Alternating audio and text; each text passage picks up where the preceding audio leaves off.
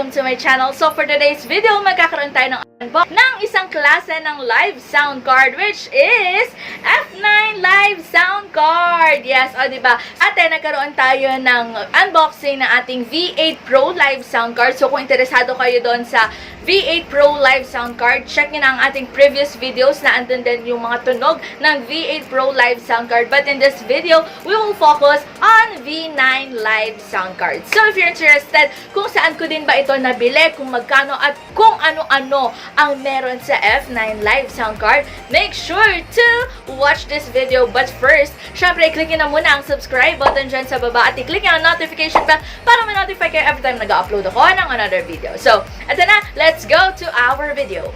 So, ito na ang ating F9 live sound card. So, kung nakikita nyo, same lang siya ng itsura ng box ng ating V8 Pro live sound card. Pero buksan na natin kung ano nga bang laman ng ating F9 sound card. Yan. Ganito ang ating F9 sound card. So, kung nakikita nyo, mas malapad siya compared dun sa V8 Pro live sound card. So, kung interesado kayong makita ang V8 Pro live sound card, check our previous videos. So, ito, dito lang, itabi lang muna natin to. So, ganito ang itsura ng ating F9 live sound card. So, may nakalagay lang dyan na K-Song live sound card. So, may tackle natin yan. So, dito, ay meron din siyang manual. Okay. Ayan. Pero in fairness ha, sa manual niya, mas professional ang kanyang manual compared dun sa V8 Live or V8 Pro Live sound card. So, ayan. And dito, nandito naman yung kanyang mga wire. Ayan. So, dito sa wire na to, ayan, meron siya ditong tatlo din. So, katulad din ng huli. So, ito, katulad din ng dati, ito naman yung may USB na, na mismo sa cord. At saka ito naman yung for charging. Tapos, itong dalawa naman na merong 3.5mm jack. So, pareha sila. And then, ito naman yung sinasaksak sa mismong, sa mismong F9 live sound card. So, ito naman yung para sa live. So, pakita ko lang sa inyo na mabilis yung itsura ng F9. So, ganito ang itsura ng ating F9 live sound card. So, unahin na muna natin itong nasa taas niya. So, dito sa taas ng ating F9, so, dito, meron siyang dalawang capacitor. So, ito yung 1 and 2. So, ito yung sa condenser mic nyo na may 3.5mm jack. So, ang gagamitin nyo dito is mic. So, perfecto kung kayo ay dalawang mic ang gagamitin nyo, dalawang condenser mic. So, perfecto. So, ito ay 3.5mm jack. So, meron din dito na headphone and earphone, syempre, para ma-monitor nyo yung mismong sounds na lumalabas, yung output. And meron din siyang music.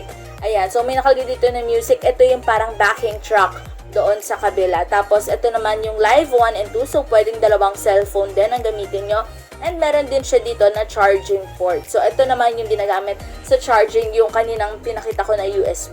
So, ganito, grabe, ang bongga-bongga niya dahil sobrang dami niyang pindutan. So, ito ay enjoy na enjoy ako dito. And, tingnan nyo, kasi unlike dun sa iba, ayan, may ganyan siya.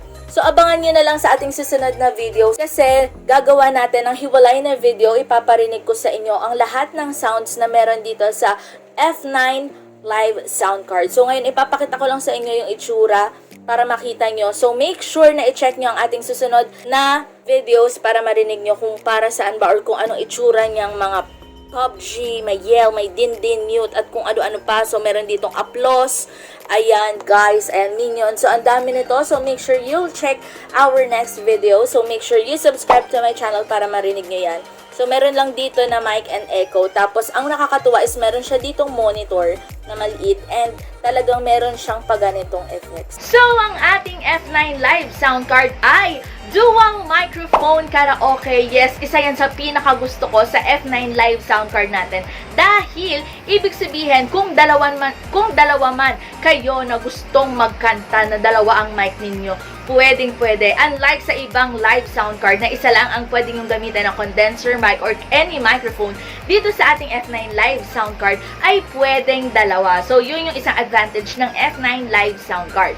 So, ang ating F9 live sound card din ay dual live. But, eto nga, since de-Bluetooth din, yes, de-Bluetooth din ang ating F9 Live sound card. So, pwedeng kahit hindi nyo nagamitin yung isang part doon sa live. Ang ating F9 Live sound card, ito din ay merong 1000 mAh na battery and it lasts for 12 hours yung kanyang battery life. So, ginagamit ko pa rin siya ngayon and so far, so good naman siya. Mukhang totoo nga ang kanyang sinasabi na 8 to 12 hours din. Katulad din siya ng ibang live sound card katulad ng V8 Pro Live Sound Card. And ito rin ay merong 7 equalizers. O, diba? Meron din siyang 21 host sound effects. Ayan. So, ipapakita ko sa susunod na video natin. So, ihiwalay natin yung video na yan na meron siyang 21 host sound effects. Ipaparinig ko sa inyo lahat ng sound effects. So, make sure na mapanood nyo yun kung gusto nyo makita kung ano-ano yung mga sound effects ng ating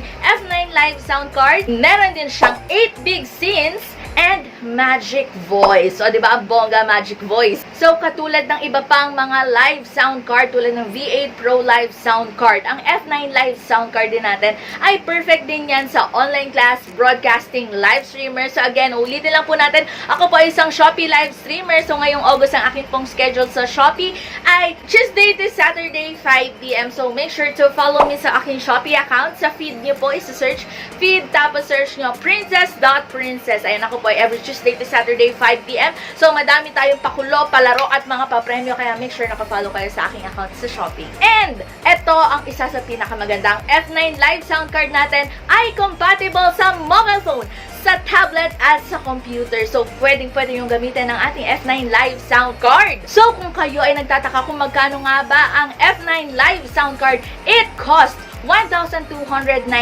pesos. Diyan po sa shop na yan, wangdefa.ph. So, diyan din natin kinuha ang ating V8 Pro Live Sound Card. So, i-check nyo na lang din yung shop na yan.